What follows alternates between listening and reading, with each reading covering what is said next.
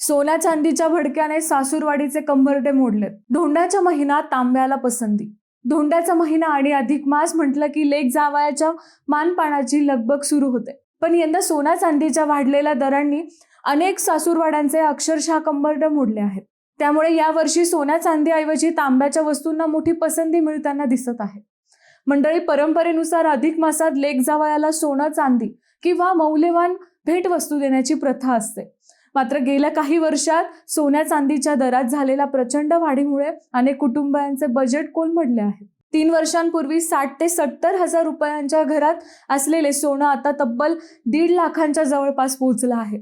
तर चांदीचा भावही मोठ्या प्रमाणात वाढला आहे. परिणामी अनेकांनी यंदा सोन्या चांदीला पर्याय शोधण्यास सुरू केले आहे. याच कारणामुळे बाजारात तांब्यांच्या वस्तूंना मोठी मागणी वाढली आहे. तांब्यांचे ताट, लोटे, कलश, समई, पाणीपात्र, पूजेची भांडी आणि आकर्षण नक्षीदार गिफ्ट सेट ग्राहक मोठ्या प्रमाणात खरेदी करत आहेत. तांब्यांच्या वस्तू पारंपरिकही आहेत आणि तुलनेने परवडणाऱ्या देखील आहेत.